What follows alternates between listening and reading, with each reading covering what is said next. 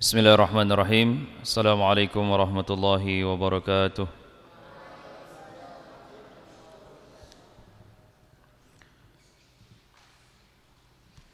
Innal hamdalillah nahmaduhu wa nasta'inuhu wa nastaghfiruh wa na'udzu billahi min shururi anfusina wa sayyiati a'malina.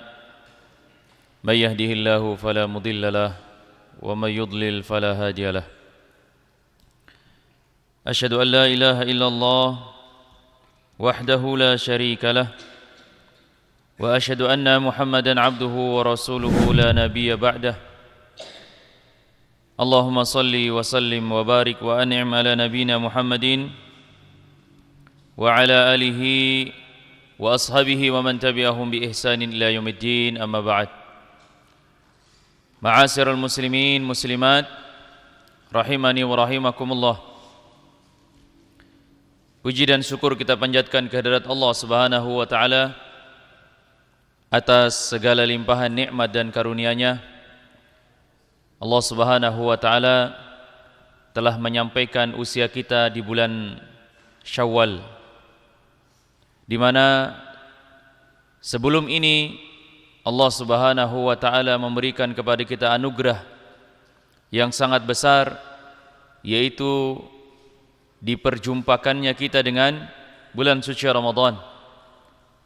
Dan kita berharap kepada Allah Subhanahu wa taala agar amaliyah ibadah di bulan suci Ramadan kita diterima oleh Allah Subhanahu wa taala. Jamaah kaum muslimin muslimat rahimani wa rahimakumullah. Kita kembali duduk di dalam majelis ilmu di mana setiap langkah kaki kita dicatat oleh Allah Subhanahu wa taala dalam melakukan kebaikan dari sejak kita keluar dari rumah-rumah kita. Sejak kita melangkahkan kaki yang pertama dari pintu rumah kita, kita dicatat oleh Allah Subhanahu wa taala dalam keadaan sedang berbuat baik. Dan semoga kebaikan itu menjadikan kita termasuk di antara orang-orang yang beruntung, yang dipilih oleh Allah Subhanahu wa taala untuk dibebaskan dari neraka dan dimasukkan oleh Allah Subhanahu wa taala ke dalam syurganya. Pada malam hari ini kita akan melanjutkan kembali pembahasan kajian rutin kita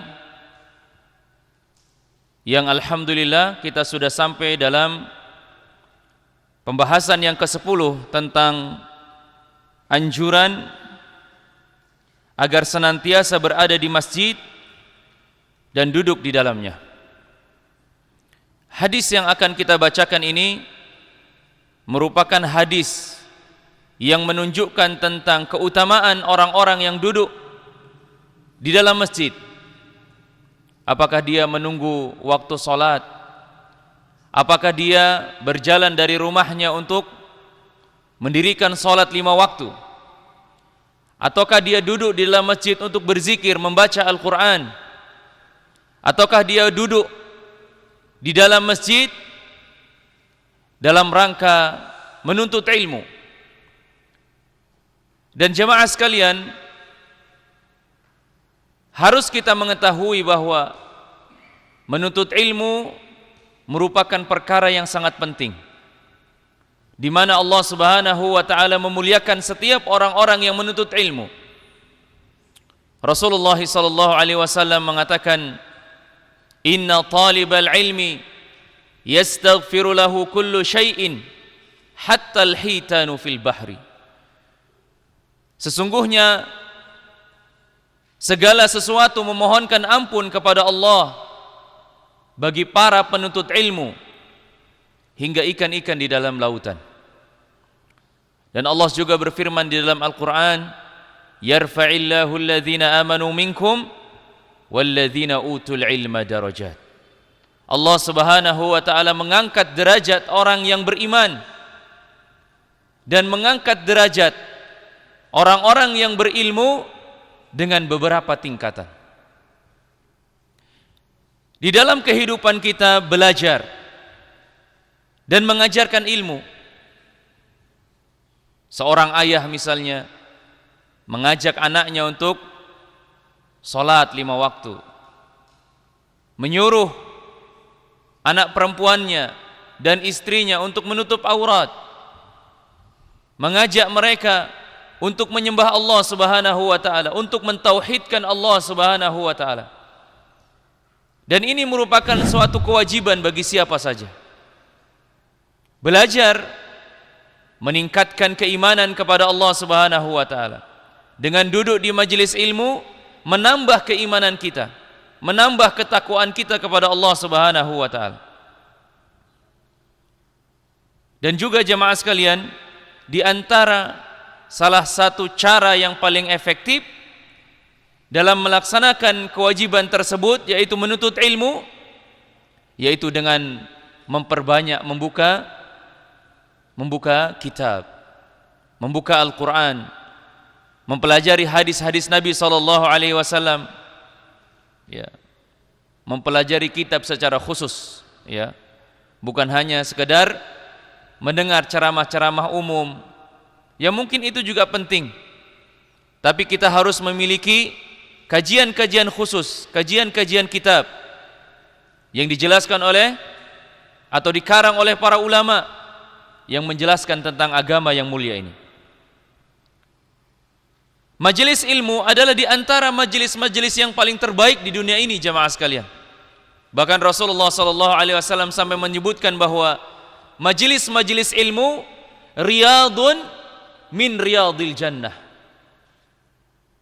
Majelis ilmu di antara taman-taman syurga. Ya. Jadi taman-tamannya syurga orang-orang yang beriman di dunia adalah majelis-majelis ilmu, dengan mendengar ayat-ayat Allah, mendengarkan hadis-hadis Nabi SAW. Jadi majelis ilmu adalah di antara majelis terbaik di muka bumi ini, jemaah sekalian. Disitulah hadirnya para malaikat, duduk bermajelis bersama orang-orang yang menuntut ilmu. Di sana diturunkan oleh Allah Subhanahu wa taala rahmatnya, ketenangan, sakinah. Dan di sana juga Allah Subhanahu wa taala menurunkan anugerah dan rahmatnya dan mengabulkan doa-doa bagi siapa yang berdoa. Ini jemaah sekalian, di antara kemuliaan majelis-majelis ilmu. Ketika kita hadir di majelis-majelis ilmu, jemaah sekalian, kita akan memperoleh pengetahuan yang baru yang mungkin sebelumnya kita tidak mengetahuinya, yang mungkin dan pasti bermanfaat untuk dunia kita dan akhirat kita. Meningkatkan keimanan itu sudah pasti, menambah pengetahuan, mengenal atau bertemu dengan saudara-saudara kita di masjid. Dan yang paling penting adalah bukan hanya sekedar kita mendapatkan ilmu yang baru, tapi kita juga dapat mengamalkan dari setiap ilmu yang kita pelajari. Syekh Muhammad bin Utsaimin rahimahullahu taala mengatakan, siapa saja dari kalian yang menghadiri majelis-majelis ilmu kemudian mengambil satu faedah dari duduk dalam majelis tersebut, kemudian dia mengamalkan ilmu yang dia dapat tersebut, maka dia akan memperoleh kebaikan. Dan memperoleh kebaikan itu dicatat, apabila dia menyebarkan kebaikan yang dia dapatkan, akan tercatat sebagai amal jariah yang pahalanya akan mengalir sampai hari kiamat. Dan pada malam hari ini, jamaah sekalian, kita akan mempelajari satu hadis yang akan menjadi oleh-oleh kita, menjadi bekal kita insyaallah pulang ke rumah kita masing-masing. Salah satu di antara hadis Nabi SAW yang sangat agung, yang menjelaskan tentang kejadian yang sangat luar biasa pada hari kiamat, di mana Allah Subhanahu wa taala memuliakan orang-orang yang duduk di dalam majelis ilmu atau duduk di dalam masjid-masjid Allah. Karena pada malam hari ini kita akan membahas tentang keutamaan atau anjuran tentang orang-orang yang memperbanyak duduk di dalam masjid. Hadis ini datang dari Abu Hurairah radhiyallahu anhu. Dia berkata, Aku mendengar Rasulullah sallallahu alaihi wasallam. Rasulullah sallallahu alaihi wasallam bersabda, "Sab'atun yudhilluhumullahu fi dhillih yauma la dhilla illa dhilluh." Ada 7 golongan manusia yang akan mendapatkan naungan dari Allah Subhanahu wa taala pada hari kiamat ketika tidak ada naungan kecuali naungan Allah Subhanahu wa taala. Al-imamul adil, yang pertama adalah imam yang adil. Wa syababun nasha'a fi ibadatillahi azza wa jal. Yang kedua adalah anak muda yang tumbuh di dalam peribadatan kepada Allah Subhanahu wa taala. Wa rajulun qalbuhu mu'allaqun fil masajid. Yang ketiga, seorang laki-laki yang hatinya terpaut dengan masjid. Wa rajulani tahabba fillah ijtama'a ala dhalik wa tafarraqa alaihi. Kemudian yang selanjutnya, 2 orang laki-laki yang saling mencintai karena Allah, yang dia bertemu karena Allah dan dia berpisah karena Allah. Wa rajulun da'athum ra'atu dhatu mansibin. Yang berikutnya adalah seorang laki-laki yang diajak berzina oleh seorang perempuan yang memiliki mansibin, yang memiliki kedudukan. Wa jamalin, yang memiliki paras yang cantik. Faqala inni akhafullah. Kemudian dia menolaknya dan dia mengatakan, sesungguhnya aku takut kepada Allah.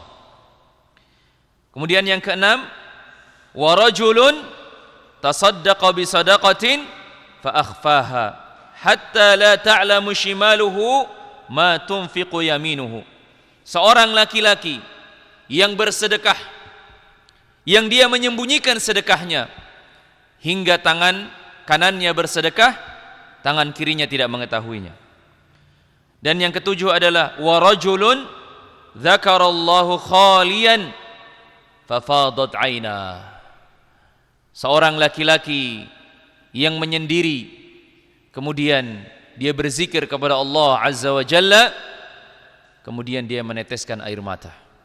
Nah, ini 7 golongan manusia yang mendapatkan perlindungan dari Allah Subhanahu wa taala, yang tidak ada perlindungan pada saat itu kecuali perlindungan Allah Subhanahu wa taala. Ya, ini dihafal baik-baik. 7 golongan manusia. Jadi di dalam hadis ini disebutkan ada 7 golongan yang mendapatkan perlindungan dari Allah Subhanahu wa taala pada hari kiamat. Ya. Yang tidak ada perlindungan kecuali perlindungan Allah, yang tidak ada pertolongan kecuali pertolongan Allah Subhanahu wa taala. Dan di dalam hadis ini disebutkan 7 golongan, bukan berarti hanya 7 golongan ini saja. Tapi ada golongan yang lain juga yang disebutkan. Ya.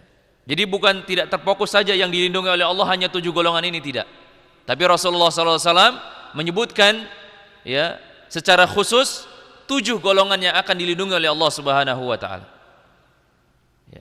Dan tentunya masih banyak orang-orang yang nantinya akan dilindungi oleh Allah Subhanahu wa taala pada hari kiamat. Misalnya seperti para nabi dan para rasul, ya, orang-orang yang berjihad di jalan Allah. Kemudian ya, orang-orang yang menjaga Al-Quran dan yang mengamalkannya tentunya. Ya.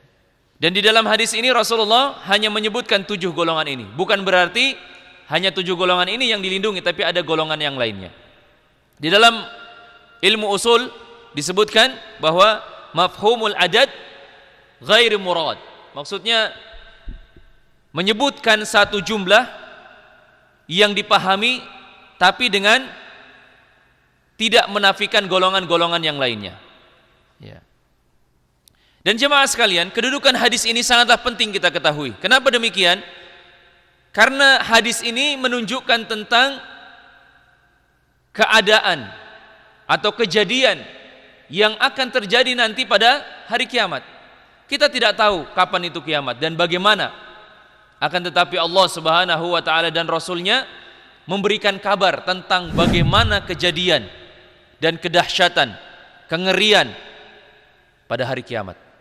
Ya. Dan di antaranya kejadian-kejadian tersebut disebutkan di dalam hadis ini bahwa akan terjadi ya, satu kejadian yang sangat luar biasa di mana orang-orang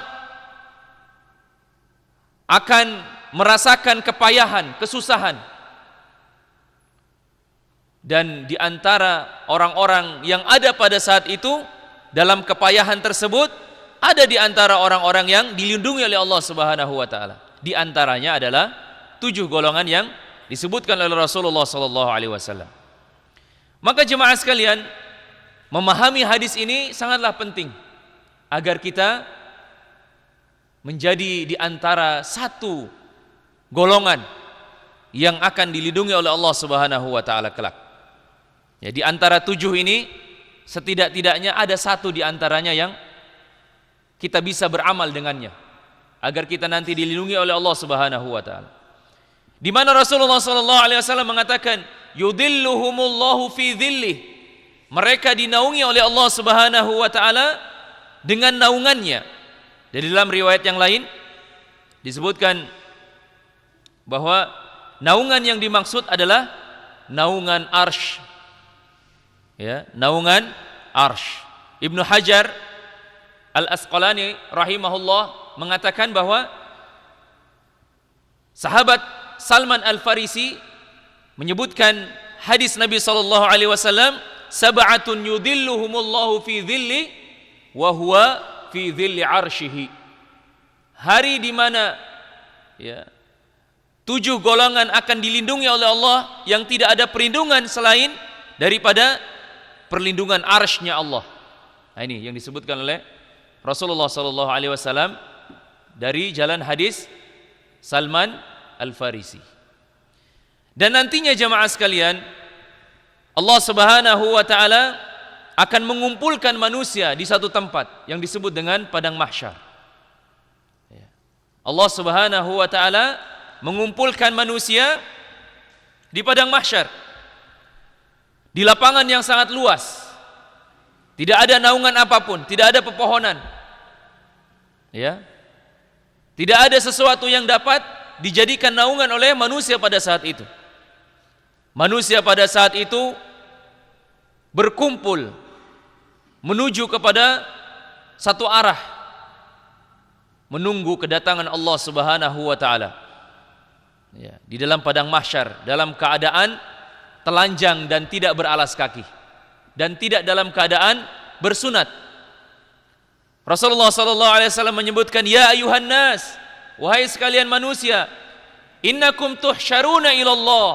Sesungguhnya kalian akan dikumpulkan pada hari kiamat menuju kepada Allah Subhanahu wa taala. Hufatan uratan, dalam keadaan kalian telanjang dan dalam keadaan tidak beralaskan kaki dan tidak dalam keadaan berkhitan. Jadi jemaah sekalian, manusia akan dikumpulkan oleh Allah Subhanahu wa taala di lapangan yang sangat luas tanpa naungan. Ya. Kemudian matahari didekatkan oleh Allah Subhanahu wa taala di atas kepala-kepala manusia hingga peluh mereka, keringat mereka bercucuran. Ya. Rasulullah sallallahu alaihi wasallam mengatakan, "Tudna asy-syamsu yaumal qiyamah min khalqi hatta takunu minhu kamiqdari milin." Allah Subhanahu wa taala pada hari kiamat ya, mendekatkan matahari kepada seluruh makhluknya hingga sejarak 1 mil, kata Rasulullah sallallahu alaihi wasallam. Ya. Dan pembahasan tentang 7 golongan ini jamaah sekalian yang dilindungi oleh Allah Subhanahu wa taala pada hari kiamat sangatlah penting kita ketahui. Kenapa? Karena kita harus menjadi di antara salah satu golongan tersebut. Jangan sampai kita ya di antara orang-orang yang menderita pada hari kiamat. Ya, ketika Allah Subhanahu wa taala membangkitkan kita dari alam kubur. Ya. Tulang belulang menjadi manusia. Menyatu. Dibungkus dengan daging, dibungkus dengan kulit. Kemudian semuanya menuju kepada Allah Subhanahu wa taala di padang mahsyar. Sedangkan kita tidak ada penolong kecuali Allah Subhanahu wa taala. Maka pentingnya kita ya mempelajari, memahami dan mengamalkan di antara pembelajaran atau faedah hadis yang kita pelajari pada malam hari ini untuk meningkatkan keimanan kita tentang adanya hari akhir, bahwa hari kiamat itu pasti terjadi, tidak mungkin tidak. Ya. Tidak ada di antara manusia yang hidup selama-lamanya, dan dunia ini juga pasti akan hancur. Kullu man 'alaiha fan. Segala sesuatu di muka bumi ini akan sirna, akan binasa. Ya, akan hancur. Tidak ada manusia yang kekal abadi. Maka jemaah sekalian, di dalam hadis ini dijelaskan bahwa terdapat 7 golongan orang manusia yang beriman kepada Allah Subhanahu wa taala, yang dijamin oleh Allah Subhanahu wa taala untuk mendapatkan naungan dan perlindungan dari Allah Subhanahu wa taala. Dan naungan tersebut menjadi sebuah penghargaan bagi mereka ini. Ya.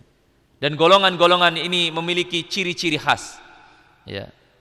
Dan di antara mereka yang pertama yang dibahas oleh Rasulullah SAW, yang disebutkan oleh beliau adalah al-imamul adil. Ya, imam yang adil. Di sini ada 2 suku kata jemaah. Ada imam, ada adil. Siapa yang dimaksud dengan imam ini? Ya. Siapa yang dimaksud dengan adil? Ya, yang dimaksud dengan imam di sini, yang dimaksudkan oleh Rasulullah SAW, yang dimaksud dengan imam adalah seorang yang memiliki kekuasaan yang luas, yaitu seorang raja atau seorang pemimpin dalam satu negara, yang dia memiliki kekuasaan yang mengurus keperluan kaum muslimin. Jadi seorang raja, seorang presiden, ya, seorang gubernur yang mengurusi kebutuhan kaum muslimin di daerah kekuasaannya masing-masing. Kemudian apa yang dimaksud dengan adil? Adil yaitu seorang imam, seorang pemimpin yang tunduk dan patuh kepada syariat Allah Subhanahu wa taala, dengan meletakkan sesuatu pada tempatnya, tidak zalim dan tidak menyia-nyiakannya. Nah, ini dia. Jadi kalau ada seorang imam, ada seorang pemimpin, seorang raja, ya, seorang pemimpin suatu wilayah, suatu negara, suatu daerah, yang dia taat kepada Allah Subhanahu wa taala, tidak zalim, maka ini yang diharapkan pemimpin-pemimpin yang mendapat perlindungan dari Allah Subhanahu wa taala. Kemudian yang kedua jamaah sekalian, seorang pemuda, yaitu syababun nasha'a fi ibadatillah. Seorang pemuda yang tumbuh di dalam ketaatan kepada Allah Subhanahu wa taala. Ya, di dalam hadis yang diriwayatkan oleh Salman Al-Farisi radhiyallahu an mengatakan, afna asy-syababahu wa nasyatahu fi ibadatillah. Dia menghabiskan waktu mudanya dan rajin untuk beribadah kepada Allah Subhanahu wa taala. Ya. Ini anak-anak santri. Kalian di antara orang-orang yang mendapatkan kesempatan yang sangat luas untuk mendapatkan perlindungan Allah Subhanahu wa taala.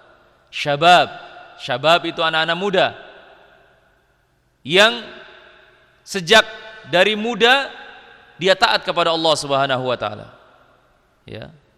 Dia memohon ampun kepada Allah, dia taat kepada Allah, dia menjaga salat 5 waktunya, dia taat kepada orang tuanya, dia menjaga hak-hak Allah, dia menjaga hak-hak dirinya, dia menjaga hak-hak antara dia dengan keluarganya, maka pemuda yang seperti ini yang diharapkan ya mendapatkan perlindungan dari Allah Subhanahu wa taala. Maka para penuntut ilmu jangan malas. Ya. Jangan futur, jangan mudah putus asa. Ya. Ketika dihadapkan dengan kesulitan-kesulitan di dalam menuntut ilmu, kemudian langsung menyerah. Jangan. Seorang pemuda, seorang penuntut ilmu harus kuat mentalnya, harus sabar. Ya. Karena tidak ada kesuksesan tanpa jerih payah. Ya. Dan pada umumnya jemaah sekalian, anak-anak muda banyak menghabiskan waktunya dengan perkara-perkara yang tidak bermanfaat, mengikuti hawa nafsunya, mengikuti kemauannya, keinginannya, tanpa memikirkan daripada akhiratnya. Makanya Rasulullah SAW menyebutkan pemuda yang rajin beribadah kepada Allah Subhanahu wa taala. Ya, dari sejak dia dini sudah kenal dengan Allah Subhanahu wa taala. Ya. Kemudian yang ketiga jemaah sekalian, rajulun qalbuhu mu'allaqun fil masajid. Seorang laki-laki yang hatinya memiliki kecenderungan atau ketergantungan kepada masjid. Dan inilah yang akan menjadi pembahasan kita pada malam hari ini dalam bab ini. Ya, yaitu seseorang yang memiliki keterkaitan dengan masjid, hatinya itu selalu terpaut dengan masjid.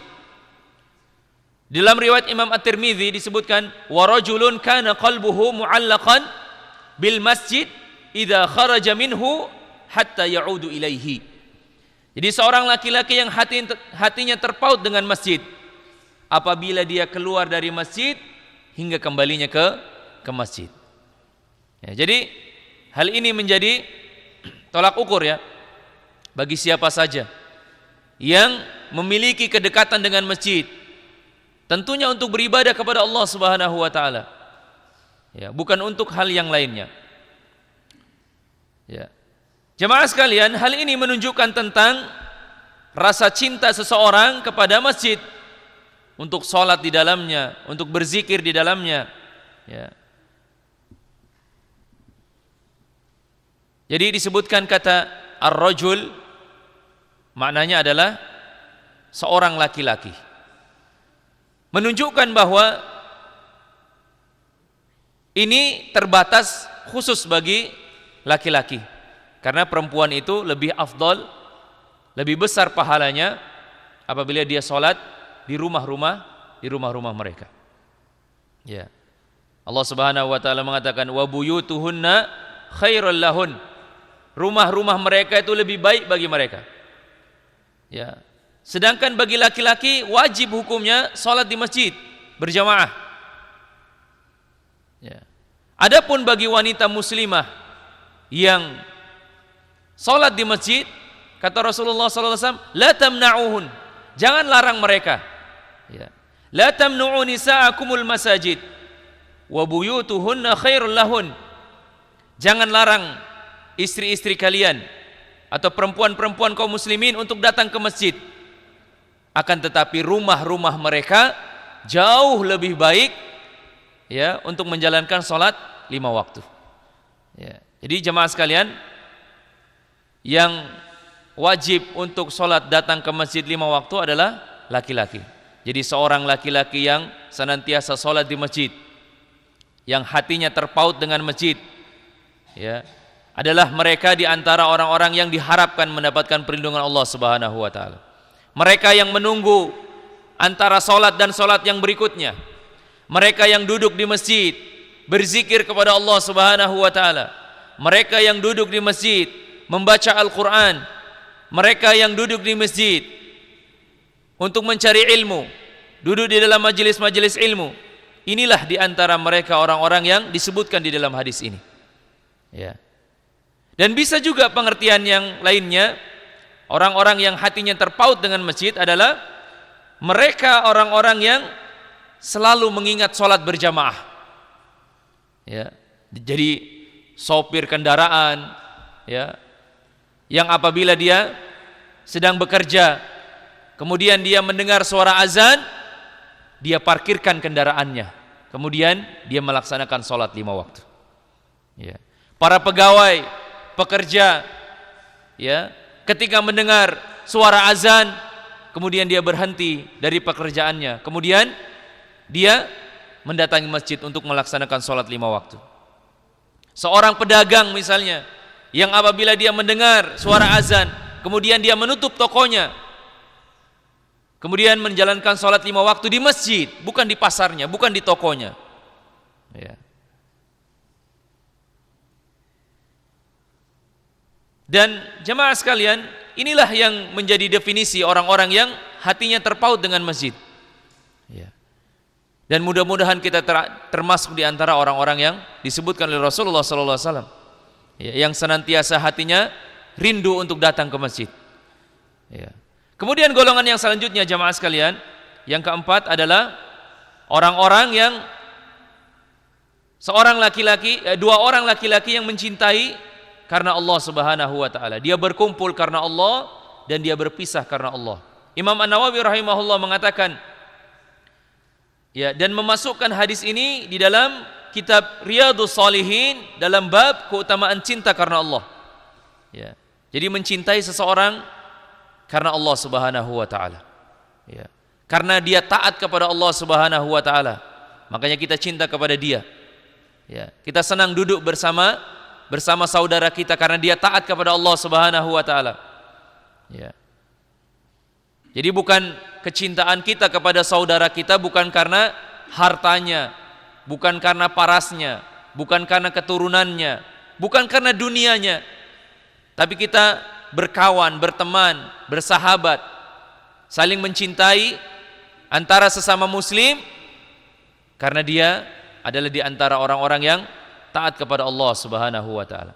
Al-Hafiz Ibnu Hajar Al-Asqalani rahimahullah mengatakan, disebutkan dengan dua orang yang saling mencintai di jalan Allah, di mana dia berpisah dan berkumpul karena Allah, yaitu apabila keduanya saling mencintai karena agama yang mulia ini.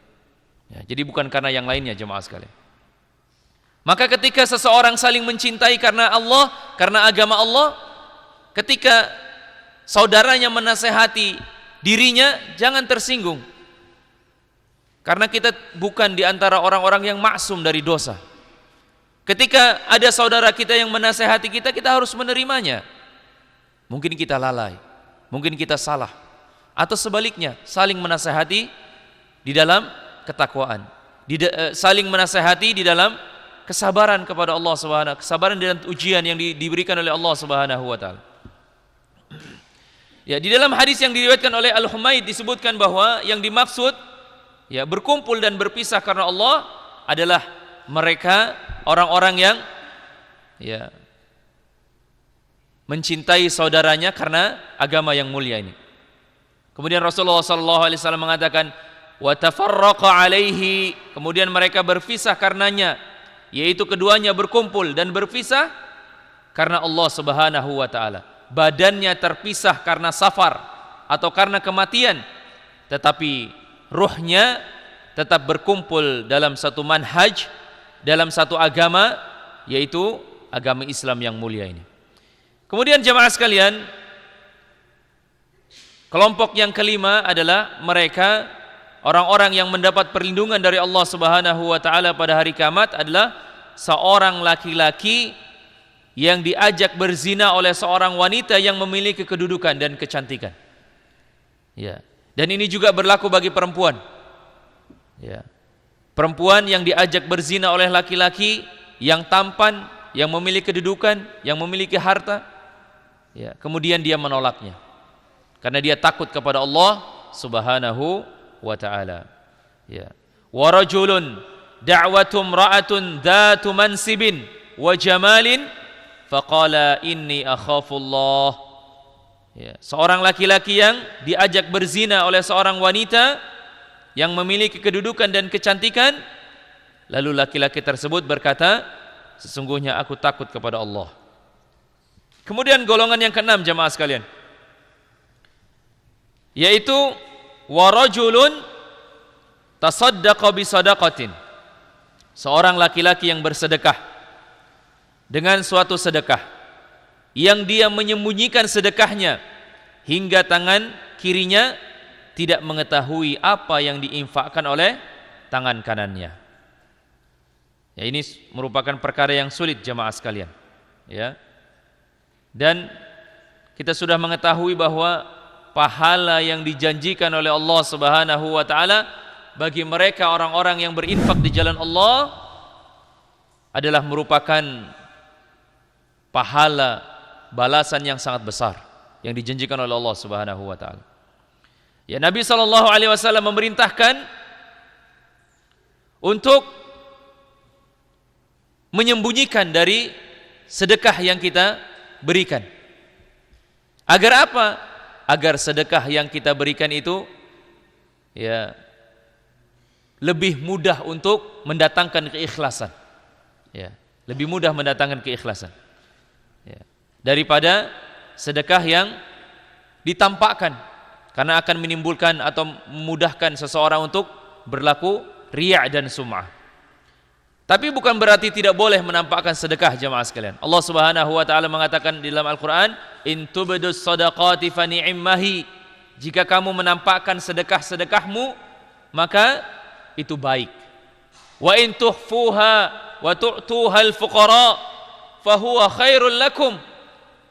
Akan tetapi apabila kalian menyembunyikan sedekah-sedekah kalian itu, ya, maka itu jauh lebih baik bagi kalian, kata Allah Subhanahu wa taala. Wa yukaffir ankum min sayyi'atikum, kata Allah, maka dengan sedekah itu yang kalian tunaikan secara sembunyi-sembunyi, Allah akan menghapuskan sebahagian dari kesalahan-kesalahanmu.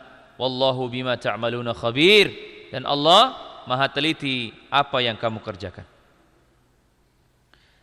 Kemudian jamaah sekalian, kelompok yang terakhir adalah seorang yang mengingat Allah Jalla Jalaluh dalam keadaan dia sendiri, sepi, tidak ada yang melihat. Kemudian dia meneteskan air mata. Rasulullah sallallahu alaihi wasallam mengatakan, "Wa rajulun dzakarallahu khaliyan fafadat 'ainah." Seorang laki-laki yang mengingat Allah dalam keadaan sepi, lalu air matanya tidak terasa mengalir. Apakah karena dia mengingat dosa-dosanya? Apakah karena dia membaca di antara tanda-tanda kekuasaan Allah Subhanahu wa taala? Ya. Apakah di antaranya adalah dia mengingat betapa besarnya nikmat yang Allah Subhanahu wa taala berikan kepada dirinya? Ataukah dia sedang membaca Al-Qur'an, berzikir kepada Allah Subhanahu wa taala dengan membaca Al-Qur'an, kemudian dia membaca ayat-ayat yang menggugah keimanan dan hatinya sehingga tidak terasa meneteskan air mata. Ya. Jadi jemaah sekalian, seorang laki-laki yang mengingat Allah Subhanahu wa taala atau berzikir kepada Allah Subhanahu wa taala, berzikir dengan hati dan lisannya dalam keadaan sepi, lalu mengalirkan air mata. Ya. Dan di dalam hadis ini jemaah sekalian disebutkan rajul atau seorang laki-laki ini bukan sebagai pembatas hanya seorang laki-laki saja. Akan tetapi maknanya juga menunjukkan kepada seorang wanita juga. Apabila dia berzikir kepada Allah, kemudian dia meneteskan air mata. Dia juga termasuk di antara orang-orang yang berhak mendapatkan perlindungan dari Allah Subhanahu wa taala. Kemudian jemaah sekalian, penyebutan syarat dalam keadaan sepi di sini ya menunjukkan karena ketika orang berzikir kemudian dia meneteskan air mata dalam keadaan sepi, tidak ada orang yang melihat, akan terjauhkan dirinya dari sifat riya. Ya. Apa yang mau dicari ketika kita sendiri, kemudian kita mengingat dosa-dosa kita, kemudian tidak terasa air mata ini meleleh? Ya. Apa yang akan kita sombongkan kepada siapa? Kepada dinding-dinding. Ya. Kepada nyamuk yang berterbangan? Kan tidak. Beda halnya kalau kita berdoa kepada Allah kemudian ada orang yang melihat, ya, serasa ingin lebih khusyukkan lagi. Ya. Beda kalau sendiri. Maka jemaah sekalian, syarat di antara orang yang mendapatkan perlindungan dari Allah Subhanahu wa taala, dia berzikir dalam keadaan sepi, kemudian dia meneteskan air mata. Ya. Rasulullah sallallahu alaihi wasallam menyebutkan di dalam hadis yang lain tentang keutamaan mengingat Allah Subhanahu wa taala dalam keadaan yang sepi. Rasulullah sallallahu alaihi wasallam mengatakan, "Ainani la tamassuhumun nar." Ada dua mata yang tidak akan disentuh oleh api neraka, kata Rasulullah sallallahu alaihi wasallam. Yang pertama, ainun, yaitu mata bakat min khasyatillah, mata yang menangis karena takut kepada Allah Subhanahu wa taala. Kemudian yang kedua, wa ainun batat tahrusu fi sabilillah, mata yang terjaga atau bergadang karena sedang berperang di jalan Allah. Jadi bukan bergadang karena nonton bola ya, bukan bergadang karena nonton HP, tapi bergadang dia sedang berperang di jalan Allah, dia sedang berjihad di jalan Allah, ya, sedang menjaga perbatasan, ya.